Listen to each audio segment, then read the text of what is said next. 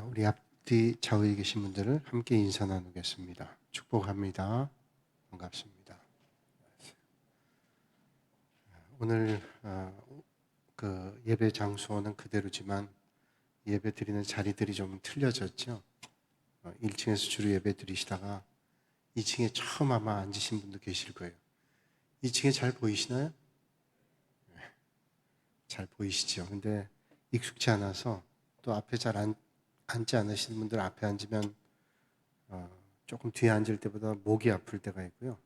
또 뒤에 저 멀리 있는 분들은 잘 안 보여서 쌍안경을 가지고 와서 봐야 될 수도 있겠어요. 뭔데 하여튼 우리가 익숙한 자리에 앉다가 익숙하지 않은 자리에 와서 앉지만 오늘도 하나님께서 은혜 주셔서 오늘 말씀을 통해서 베푸신 은혜가 저와 여러분들에게 있어지시기를 주님의 이름으로 축복합니다. 13장 요한계시록 13장 말씀을 우리가 기억해 보면 바다에서 짐승이 올라오고 땅에서 짐승이 올라옵니다. 적그리스도와 말세 때 거짓 선지자들이 믿음의 성도들을 미혹하지요. 잘못된 진리로 믿음의 성도들을 미혹하고 또 적그리스도들이 믿음의 성도들을 탄압합니다. 그래서 마지막 때가 다가올 때일수록 우리가 믿음의 자세를 든든히 하지 않으면 안 될 때죠. 믿음의 자리를 든든하게 갖춰야 됩니다. 요즘 우리가 그런 마음을 갖게 되죠. 그저 주일 되면 예배 드리시는 게 아니라 하나님께서 은혜 주셔야 또 각별한 우리가 열심히 있어야 하나님 앞에 나와 예배 드리는데 마지막 때가 되면 틀림없이 그렇다는 거죠. 그래서 13장에서 보면 적그리스도와 또 거짓 선지자들 때문에 믿음의 성도들이 미혹당하고 힘든 일들을 겪지만 그 어려움을 잘 극복한 사람들에게 하나님께서 큰 은혜를 베풀어 주는데 오늘 말씀에 이제 하늘의 모습을 잠깐 보여주십니다. 이 요한계시록이라는 책은 사도 요한이 밤모섬에서 앞으로 있을 일들에 대한 이야기들을 계시로 하나님께서 보여주셨죠. 그래서 그 계시의 말씀을 전합니다.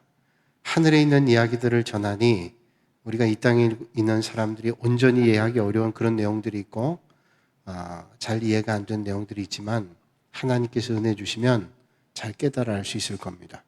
오늘 본문 말씀 1절로 5절 말씀을 제가 읽을 텐데 오늘 이 말씀을 중심으로 볼 텐데요.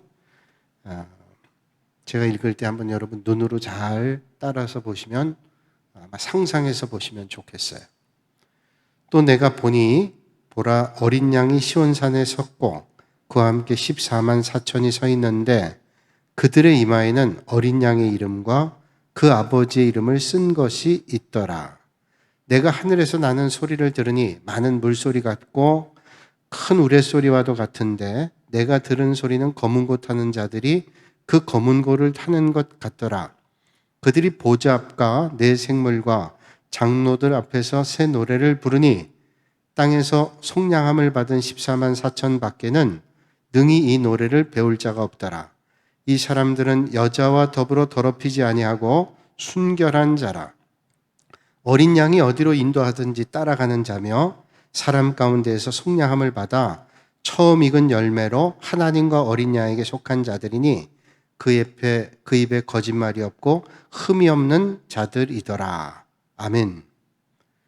자, 우리가 지난 시간에 이 말씀을 보다가 중간에 이제 끝났습니다. 다시 한번 기억을 떠올리면 이제 하늘의 천상의 장면, 하늘에 있는 예루살렘, 오늘 시온산이 나오는데 이스라엘 땅에 있는 시온산, 예루살렘에 있는 시온산도 있지만 오늘 나오는 시온산은 예루살렘, 시온산은 하나님 나라에 있는 천상에 있는 시온산, 주님의 거처다 우리가 이해할 수 있습니다.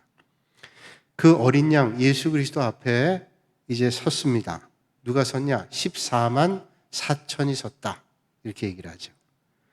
그 14만 4천의 이마에는 인쳐 있는데 어떤 게 인쳐 있는가 하면 어린 양의 이름과 아버지의 이름이 인쳐 있다. 그러니까 그 이마에 예수님의 이름과 그 아버지의 이름이 써 있다는 거예요. 그러니까 14만 4천 명의 이마에는 하나님 예수님의 이름이 써 있다. 이렇게 우리가 한번 생각해 보면 되는 거죠. 자, 거기에 큰 소리가 나는데 많은 물소리 같고 우레소리 같은데 검은 고 타는 사람들이 검은 고 타는 소리 같았다 이렇게 말해요. 그러니까 이 14만 4천이 거기에 도열해 있는데 하나님 찬양하는 그 소리가 큰 소리가 나는 겁니다. 그들이 보좌 앞에 이제 계속 나온 얘기지만 네 생물들이 있고 그리고 장로들 앞에서 새 노래를 부르는데 이 새 노래를 누가 부르냐? 14만 4천입니다. 땅에서 속량받은 사람들, 속량 받았다는 것은 구원의 은혜를 받은 사람입니다. 쉽게 얘기하면 구원받은 사람 14만 4천 명이 새 노래를 부르는데 이 14만 4천 명 외에는 이 노래를 배울 자가 없었다. 14만 4천 명이 이 새 노래를 어린 양 예수 그리스도 앞에서 높이 찬양 부르는 거예요. 그 앞에는 네 생물과 장로님들이 거기 쫙 있는 겁니다. 그때 구원받은 14만 4천 명이 머리에는 이마에는 예수님의 이름과 하나님 아버지의 이름이 인쳐 있는 구원받았다는 증거죠. 구원받은 사람들이 거기에 이제 노래를 부르고 있어요. 그래서 오늘 이 말씀을 근거로 해서 여러분들이 성지순례 같은 데 가면 예수님 그림이 있어요. 벽화 같은데 또 박물관에 예수님 그림이 있는데 그 예수님 그림에는 항상 후광이 있습니다. 후광이. 그래서 금색으로 예수님은 금색 후광을 항상 그려놓습니다. 그리고 예수님만 금색 후광이 있지만 나머지 사람들이 또 후광이 있는 사람들이 있어요. 예수님 주변에 그림을 보면 후광이 있는 사람들이 있습니다. 그 후광이 그려져 있는 사람들은 어떤 사람들인가 하면 다 구원받은 사람들을 후광을 그려놔요. 그러니까 그 그림을 그릴 때 후광이 붙어 있는 사람들은 구원받은 사람이다 이렇게 표현하는 거예요. 예수님의 제자들 그리고 예수님을 따랐던 사람들, 예수님 때문에 고난받지만 그 핍박을 이겼던 사람들, 그 사람들의 머리 뒷면에는 후광이 다 있습니다. 후광이 없는 것은 구원받지 못했다는 거예요. 특별히 초대교회 공동체에 고난받을 때 믿음의 성도들이 고난받다가 순교하기도 하고 어려움 당하기도 하고 핍박당하기도 하고 갖은 고문을 다 당하기도 했잖아요. 그런데 그 고난을 잘 이겨낸 사람들을 격려하면서 머리 뒤에다 후광을 그려놨습니다. 그러니까 마치 그런 것처럼 14만 4천 명의 이마에는 예수님의 이름과 하나님 아버지의 이름이 거기 인쳐져 있다. 구원받은 사람이다. 그렇게 이해할 수 있어요. 지난 시간에 기억해 보시면 8장에도 14만 4천 명이 있는데 그 14만 4천 명의 이마에는 아버지 이름만 있어요. 그런데 여기 나와 있는 14만 4천에는 아버지와 어린 양 예수의 이름이 인쳐져 있다. 다 같은 의미입니다. 구원받은 사람들이라고 하는 의미죠. 근데 구원받은 사람들이 어떤 사람들이 구원받았냐? 4절에 말씀하고 있죠. 구원받은 사람은 이 사람들은 여자와 더불어 더럽히지 아니하고 순결한 자라. 그리고 어린 양이 어디로 인도하든지 따라가는 자며 사람 가운데 속량함 받아 처음 익은 열매로 하나님과 어린 양에 속한 자들이니라. 그러니까 그들이 순결한 자들, 그 순결한 자들에 대한 의미를 지난 시간에 얘기했는데 영적으로 오염되지 않은 사람들, 하나님만을 사랑하고 믿음의 길 걸었던 사람, 영적 의미에서 그런 사람들, 그리고 어디로 인도하든지 따랐던 순종의 사람들, 그리고 구원받은 속량함 받은 사람들. 그래서 어린 양 예수 그리스도에 속한 믿음의 사람들이 구원받죠. 자, 그 사람들은 특징이 있는데 그 입에 거짓말이 없고 흠이 없는 자들이더라. 여기 특별히 거짓말이 없다는 말은 세상에 거짓말을 안 하는 사람이 어디 있어요? 거짓말 안 하는 사람이 거짓말 제일 많이 한다 그러잖아요. 그래서 거짓말 안 하는 사람 경시대회를 했는데 거짓말 누가 잘하나 하는 경시대회를 했는데 그 거짓말 경시대회 1등한 사람이 나는 거짓말을 한 번도 한 적이 없습니다. 이 사람이 거짓말 1등 했대잖아요. 옛날 얘기예요. 그러니까 세상에 거짓말 그렇다고 거짓말 다 해도 되는구나. 그건 아니죠. 그러니까 여기에 그 입에 거짓말이 없고 흠이 없는 자들이다 하는 말은 마귀와 대별해서 하는 말입니다. 마귀는 가장 특징적인 게 뭐냐면 거짓말이에요. 마귀는 거짓말 잘합니다. 창조 때에도 보면 하나님께서 선악과를 따먹지 말라고 아담에게 말했잖아요. 그 아담에게 선악과 따먹지 말라. 동산의 모든 나무는 먹어도 되지만 선악과는 따먹으면 안 된다. 이렇게 말씀을 전했어요. 그런데 뱀은 사탄이 와서 유혹하죠.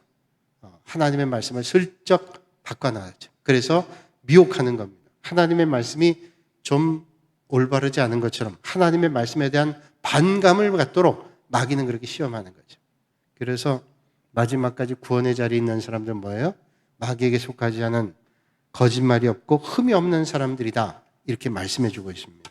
그래서 지난 시간에 이제 첫 번째 말씀을 하면서 끝났는데, 이제 거듭난 사람들, 구원받은 사람들, 머리에 인침받은 사람들, 어린 양의 이름과 하나님의 이름이 있는 사람들은 구원받은 거듭난 사람들. 그 사람들은 14장 4절에 있는 대로 이 사람들은 여자로 더불어 더럽히지 아니하고 순결한 자들이다. 이 말은 하나님보다 세상을 더 사랑한다 아니죠. 그래서 영적인 의미로 볼 때 무엇보다도 하나님을 사랑하는 사람. 우리가 이 땅에 살면서 우리의 마음이 현혹돼서 여기저기 끌려갈 수 있잖아요. 여기저기에 끌려가지 않고 하나님을 사랑하는 사람들을 하나님께서 구원의 자리로 인도하신다. 그런 말씀입니다. 지난 시간에 요한복음 21장 15절로 17절까지의 말씀 전하면서 예수님께서 베드로를 만나죠. 예수님을 3번이나 부인했던 베드로에게 가서 말씀하시잖아요. 네가 나를 사랑하느냐? 많은 질문이 있는데도 왜 예수님께서 그 예수님을 3번이나 부인했던, 닭 울기 전에 네가 3번 부인할 거다 한 그 말씀 그대로 부인했던 베드로에게 가서 다른 말씀이 아니라 네가 나를 사랑하느냐? 그렇게 물으셨습니다. 뭐냐면 예수님을 따르는데 가장 중요한 것이 예수님을 사랑하는 것이기 때문에, 가장 중요한 게 사랑이죠. 그래서 예수님을 사랑해야 된다. 그러니까 그 예수님을 사랑하고 세상에 마음 뺏기지 않는 사람들 14만 4천 명을 말씀하는 거죠. 자, 그 다음에 이 어린 양이 어디로 인도하든지 따라가는 자라, 그렇게 말씀해요. 예수님이 어디로 가든지 따라가는 자, 순종하는 거죠. 그 길을 따라가는 사람. 그게 바로 14만 4천 명이 될 수 있다는 거죠. 하나님의 자녀라고 하지만 모두 하나님의 뜻에 순종하는 거 아닙니다. 여러분, 부모님의 자식이라도 부모님의 자식이 부모님의 말을 듣지만 부모님의 자식이 다 부모의 말에 순종하는 거 아닙니다. 어떤 자식이 좋아요? 순종하는 자식이 좋죠. 우리가 하나님을 따라 나선다고 하지만 하나님을 다 따라 순종하지는 못합니다. 뭐 다 순종하지 못하니까 나도 어쩔 수 없어, 이게 아니라 우리가 하나님을 잘 따르고 순종해야 된다는 거죠. 그 순종하는 사람이 14만 4천 명이라는 거예요. 어떤 분들은 여러 해 동안 주님 따라 섬기다가 또 세상으로 슬그머니 나간 사람들이 있고, 어떤 사람들은 열심을 가지고 예수님을 따라 섬기다가 열심히 식어버리기도 하고 시험에 빠지기도 하고 또 이런저런 일들로 예수님 따르는 것을 그만 포기한 사람들이 있습니다. 그래서 마음 돌이켜서 주님을 떠나기도 하고, 그래서 믿음 생활 멀리 떠났다가 어떤 계기를 통해서 주님 앞에 나오기도 하고. 그래서 교회 새로 나온 분들 보면 태어나서 처음 교회 나오신 분들도 있지만 많은 분들이 옛날에 믿음 생활 했어요. 믿음 생활 했는데 한동안 믿음 생활 잃어버리고 살았어요. 이렇게 살면 안 되겠다. 어떤 계기에 주님을 만난 다음에 주님 몸된 교회를 찾아 나오는 거죠. 회개하고 돌아오는 생활을 반복하죠. 자, 오늘 이 말씀은 예수님을 어디든지 따른다라고 하는 거예요. 어디든지. 아마 여기 계신 분들 가운데 여러분들이 읽으셨을 텐데, 카일 아이들먼이라고 하는 사람이 몇 년 전에 쓴 책 가운데 Not a Fan이라고 하는 책이 있어요. 팬인가 제자인가. 여러분, 연예인들 좋아하는 사람들, 내가 당신 팬입니다, 이런 사람도 있죠. 팬이냐 아니면 내가 제자냐.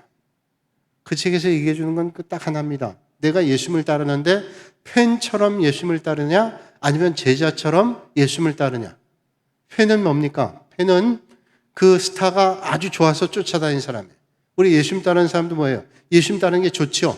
그것까진 같아요. 그런데 팬인 사람들은 뭐냐면 따르다가 힘들고 어려우면 그만합니다. 그만해요. 아주 진성이고 정말로 열심히 있는 사람도 있지만 팬은 어느 순간까지 팬입니다. 팬이 어떤 땐 등을 확 돌릴 수 있어요. 근데 제자는 뭐냐? 힘들 때도 따라가고 좋을 때도 따라가고 어려울 때도 따라가고 어떤 땐 고난받을 때도 따라가요. 십자가 지기까지 따라가죠. 그래서 진정한 제자는 뭐냐? 그리고 팬은 뭐냐 얘기하죠. 팬은 좋을 때까지만 따라가는 거예요. 좋을 때까지만. 그 인기가 좋고 유명하고 이럴 땐 따라가요. 근데 인기 다 떨어지고 별로라고 생각하면 따르지 않아요. 근데 제자는 별로도 따라가요. 힘들어도 따라가요. 죽어도 따라가요. 이게 제자라는 거예요. 카일 아이들만이라는 사람이 얘기하는 거는 우리가 예수님을 따라 섬길 때 제자처럼 섬기는가 아니면 팬처럼 섬기냐. 내가 아직도 팬으로 섬기면 어떤 상황에도 우리가 흔들림 없는 신앙이 아니라 상황에 따라서 얼마든지 우리의 믿음을 저버릴 수 있다는 거예요. 그래서 우리가 정말로 주님을 신뢰하면서 좋든지 싫든지 어렵든지 곤고하든지 주님 따르는 거예요. 그래서 우리의 진짜 믿음이 언제 나오는가 하면 평안할 때 진짜 믿음이 나오는 게 아니라 어려움이 올 때 믿음이 나오는 거잖아요. 요즘 상황도 그런 것 같아요. 어려워도 내가 하나님 앞에 예배 드려야지 그런 마음이 있다면 우리가 조금 더 제자의 길을 가려고 애를 쓰는 거죠. 아니 내가 갔다가 뭐 이런 생각들 하면서 하면 좀 그럴 거예요. 그걸 딱 단편적으로 얘기하기 힘들지만 뭐 이런저런 이유를 대도 정말로 하나님 앞에 예배 드리는 걸 소중히 하고 정말로 하나님 앞에 나가는 걸 소중히 여기는 거 이런 마음들이 상실되지 않도록 힘써야 된다는 거죠. 여기 14만 4천 명의 택함 받은 사람들은 누구보다도 주님을 온전하게 순종했던 사람. 부족하지만 그래도 주님 순종하려고 애를 썼던 사람들이 14만 4천 명입니다. 선한 목자 되신 주님께서 인도하시는 대로 어디든지 따라갔던 사람들이죠. 이해할 수 있을 때는 마음에 드는 데는 따라가지만 이해할 수 없고 마음에 들지 않으면 따라가지 않겠다. 이건 아직도 팬입니다. 14만 4천 명은 어떤 사람들인가 하면 이해가 돼도 따라가지만 이해가 안 돼도 안 따라가요.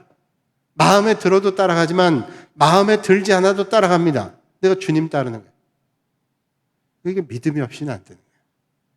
내가 이해가 되면 따르고 순종하겠습니다. 보통 사람들. 내가 이해가 되면 힘들고 어려워도 따라가겠어요. 근데 이해가 안 되면 절대로 못 따라갑니다. 내가 이해가 안 되는. 근데 이게 맹점이 뭐냐면 여러분 내가 완전한가요? 내 이해력으로 이해가 안 된다 그러면 그 이해가 안 되는 건 실제가 아닐 수 없죠. 사람에 따라 이해력이 다르니까. 또 알고 있는 범위가 다르기 때문에. 그러니까 우리가 주님을 따를 때 영원하신 주님을 따를 때 내 이해력만 따른다 그러면 우리의 믿음에는 한계가 있어요. 수준이 그 정도밖에 안 되는 겁니다. 이해가 돼도 따라가고 이해가 안 돼도 따라가는 거 이게 믿음이 거기에 필요한 거죠. 그래서 힘듭니다. 무조건. 예수님 따른다. 터툴리안이라는 사람은 이런 말을 했죠. 불합리하기 때문에 믿는다. 합리적이라 믿는 게 아니에요. 이건 믿을 만한데 그래서 믿는 게 아니라 어떤 한계에 부딪혔을 때 내가 불합리하지만 그러나 믿는다. 그런데 불합리하기 때문에 믿는다는 말은 역설적인 말인데 그렇게 믿었더니 이해가 되기 시작해요. 믿음은 내가 이해돼서 믿는다는 게 아니라 믿고 나니까 이해가 되기 시작해요. 그게 참 쉽지 않은 일이지만 믿어야 되는 거예요. 1995년도에 EBS에서 나왔던 프로그램 가운데 화가 한 사람이 나와가지고 그림을 막 그려요. 그 프로그램 제목이 그림을 그립시다. 그런 제목. 아마 여기 있는 분들이 거의 다 보셨을 거예요. 밥 로스라고 하는 사람이 나와가지고 그림을 쓱쓱 그리는데 저 사람. 기억나죠? 네. 그래서 저 사람 쫙 그림 그려주면 처음에는 뭔지 도저히 모르겠어요. 근데 쓱쓱 그려나가기 시작하면 그림을 그리는데 금방 그립니다. 저 사람이 아주 쉽게 그리는 거예요. 그래서 자기가 그 얘기를 합니다. 저분이 하는 말 가운데 가장 많이 했던 말이 참 쉽죠. 참 쉽죠. 그러면 저분은 그리기가 쉽죠. 처음에는 도저히 이거 가지고 그림이 안 될 것 같은데 슥슥 바꿔가고 흰색 칠하고 검은색 칠하면 아주 멋있는 그림이 돼요. 저 사람이 화가 중에서는 상당히 많은 그림을 그린 다작 화가래요. 그 그림을 쓱쓱 그려가잖아요. 밤로스. 자, 이 사람이 처음 그릴 때 어떤 데는 이해가 안 돼요. 대부분 이해가 안 됩니다. 도대체 뭘 그리려고 그러지? 슥슥슥 그리면 산이 나오고 슥슥슥 거리면 강이 나오고 슥슥슥 거리면 뭐가 나오고 대단한 거예요. 그러니까 저 사람이 그리는 것조차도 이해가 안 되는데 전능하신 하나님이 하시는 것을 우리가 내 이해 복으로 다 이해할 수 있다. 그럼 벌써 출발부터가 잘못된 거죠. 그래서 하나님은 이해하는 존재가 아니라 믿어야 되는 존재죠. 하나님의 역사는 내가 이해되어야 믿는다가 아니라 믿음으로써 이해가 되는 것이다 라고 하는 것을 우린 발견하게 됩니다. 우리가 하다못해 조각 모음하는 퍼즐조차도 우리가 처음엔 잘 모르는데 하다 보면 이게 이 그림이구나 하는 게 딱 나타나는 것처럼 그렇게 이해가 되는데 어떻게 다 이해가 되겠어요? 로마서 4장 18절에 보면 아브라함이 순종했던 사건이 나옵니다. 거기에 이런 말씀하죠. 아브라함이 바랄 수 없는 중에 바라고 믿었으니 이는 내 후손이 이같으리라 하신 말씀대로 많은 민족의 조상이 되게 하려 하심을 인함이라. 바랄 수 없는 중에 바라고 믿었다. 하나님께서 아브라함에게 말씀하죠. 저 밖에 있는 들판을 봐라. 저 들판처럼 많은 땅을 내게 주시겠다. 지금 자기에게는 저만한 땅이 아니라 작은 땅도 없습니다. 아브라함 족속이 거주할 만한 땅도 없었어요. 그래서 계속 옮겨 다녔는데 하나님께서 저 많은 들판에 땅을 주시겠다는 거예요.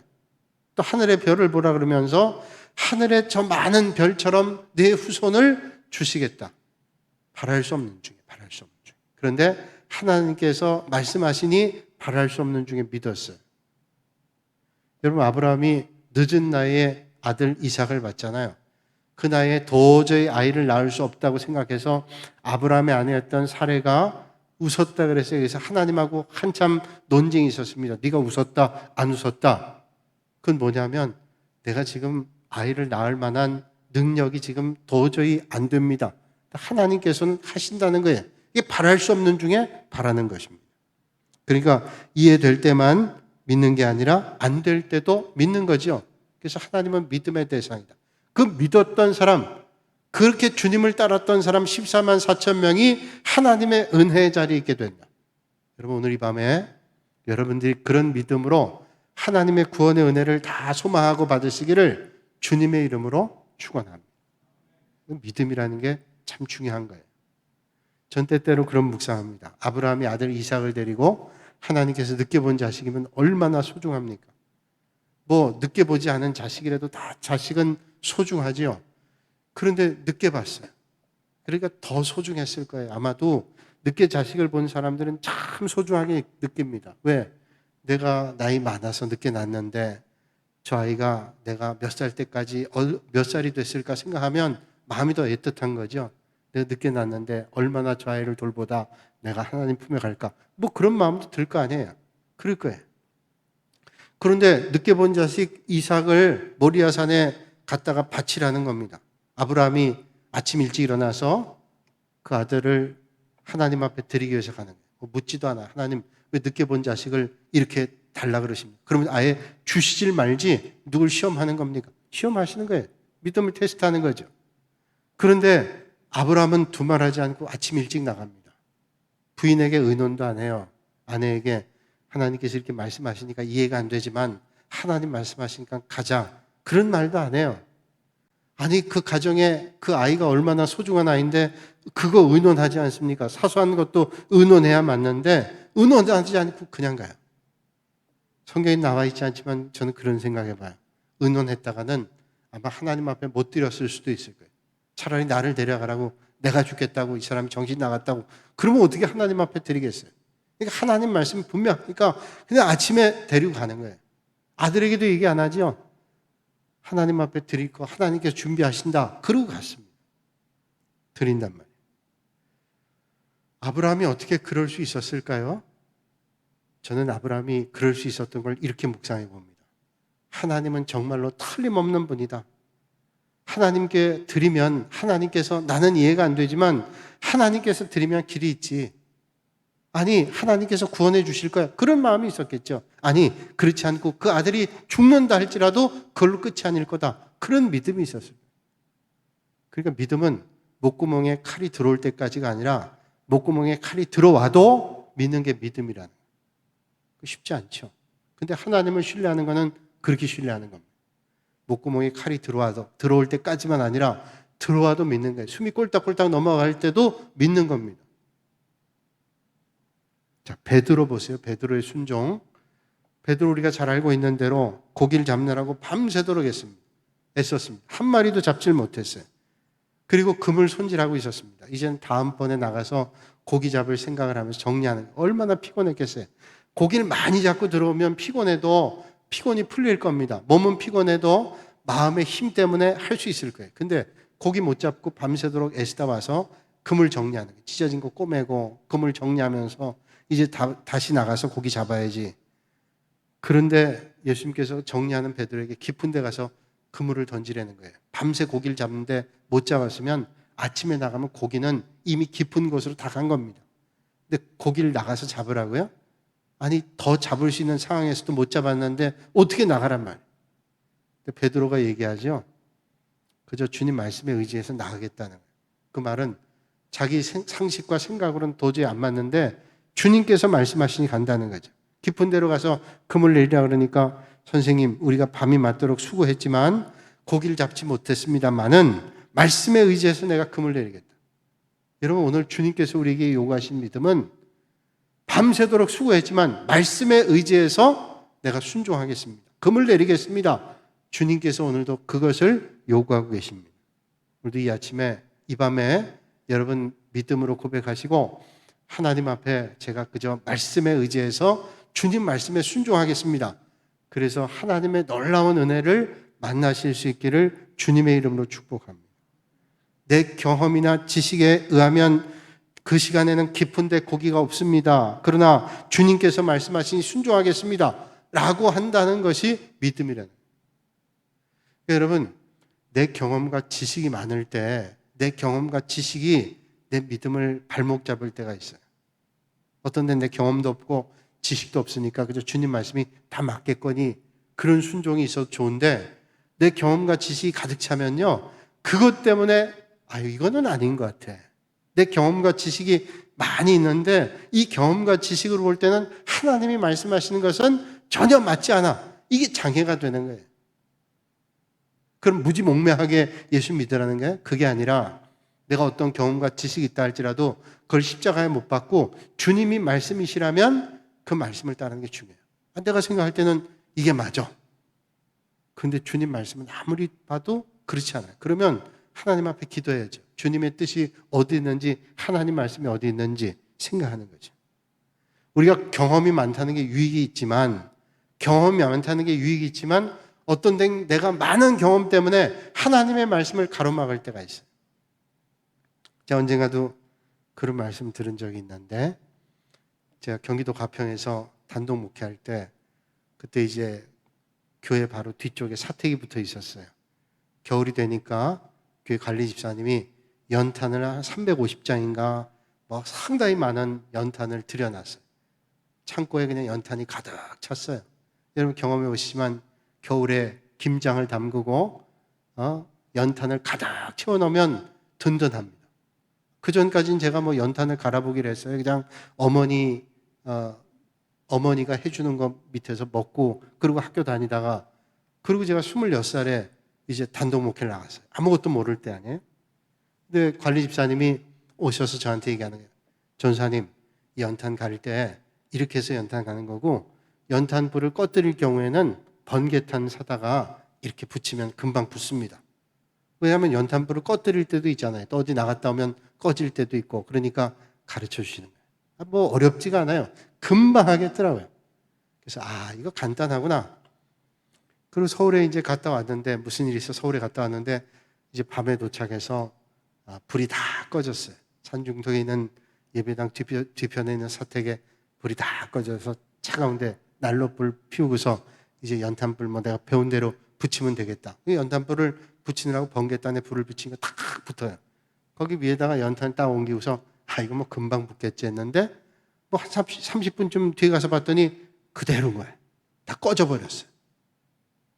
이상한데 이거 내가 지난번에 보고 했을 땐 전혀 문제가 없는데 왜 꺼졌나. 그래서 또 그 다음에 번개탄 불을 붙이고 탁 해서 했는데, 그날 밤새도록 번개탄 남은 거 다 태웠는데도 한 번도 붙이질 못했어요.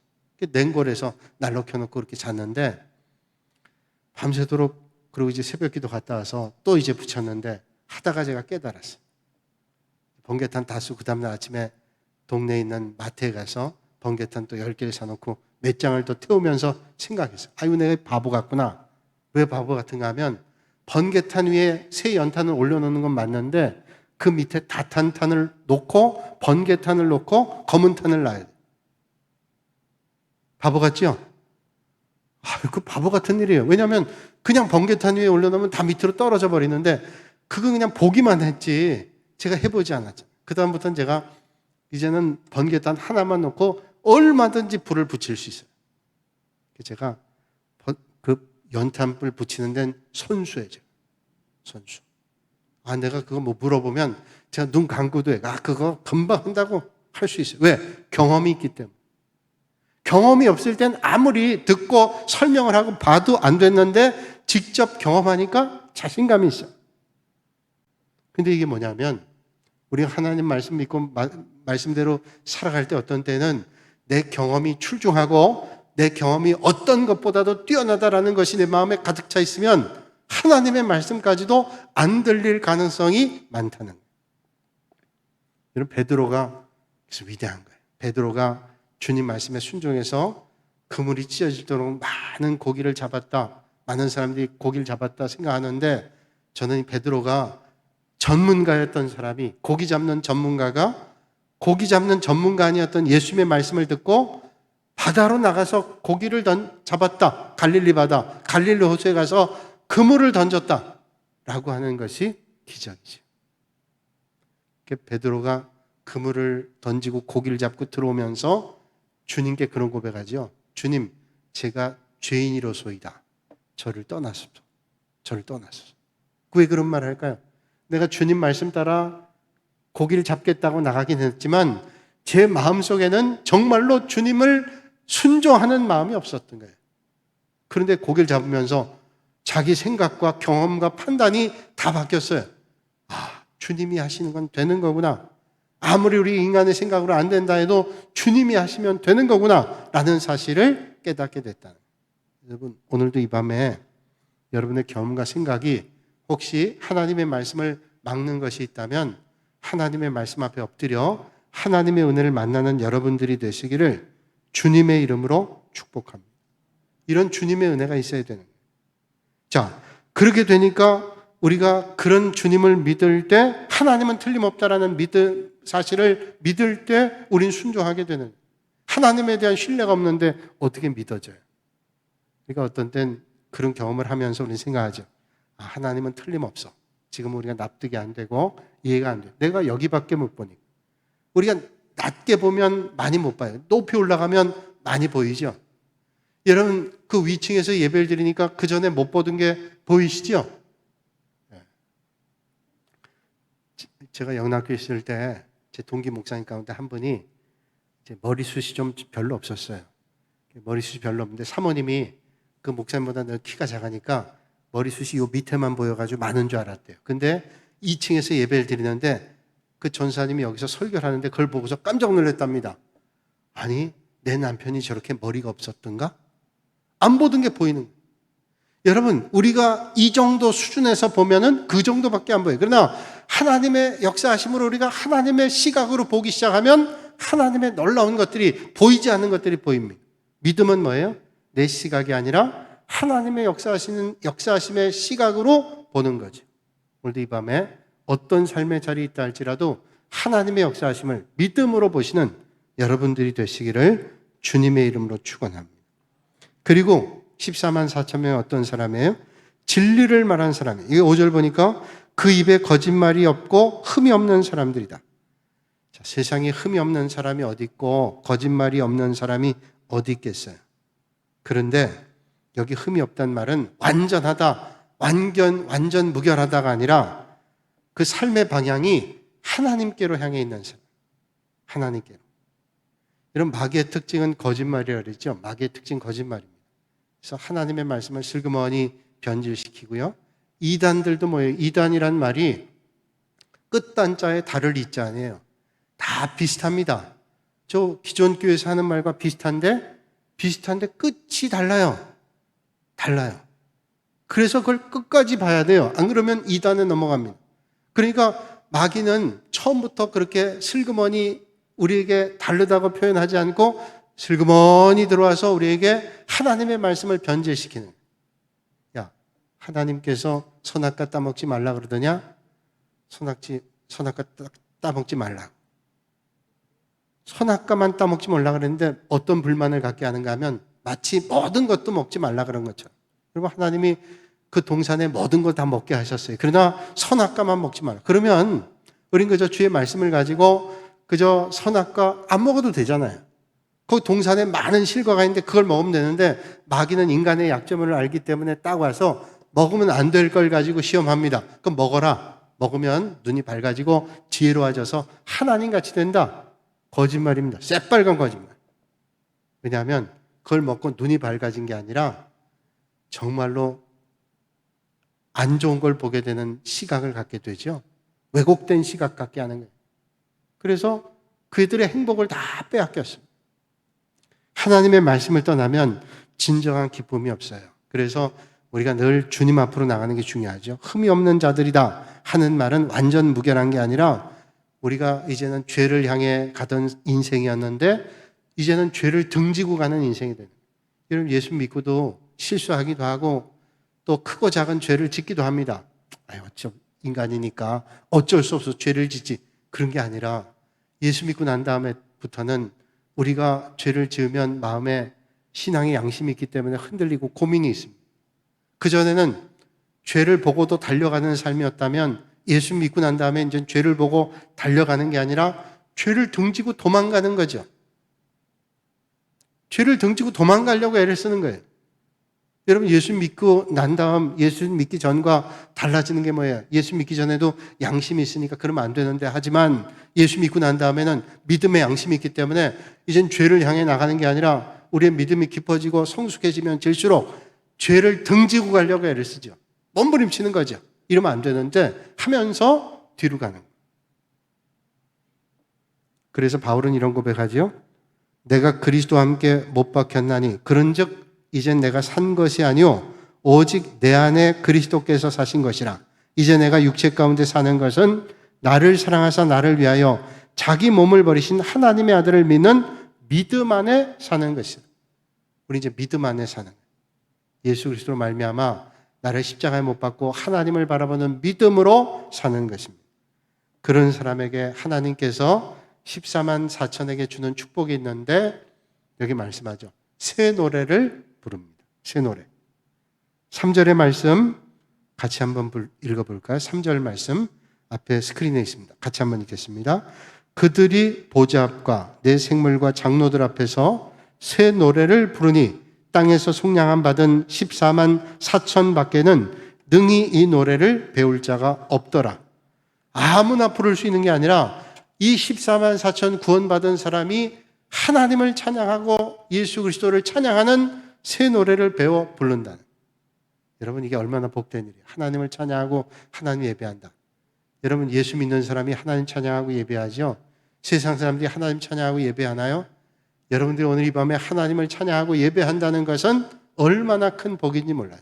우리 삶이 끝날 때까지 세상에 헛된 것 찬양하지 않고 하나님을 찬양하고 하나님을 예배하고 하나님께 영광 올려드리는 새 노래를 부르시는 여러분들이 되시기를 주님의 이름으로 축원합니다.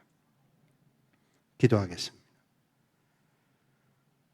거룩하신 아버지 하나님, 오늘도 이 밤에 저희를 불러주시고 하나님의 귀한 말씀을 통해서 마지막 때에 어떤 믿음의 길을 걸어야 될까를 함께 생각하고 은혜 나누게 하시니 감사합니다.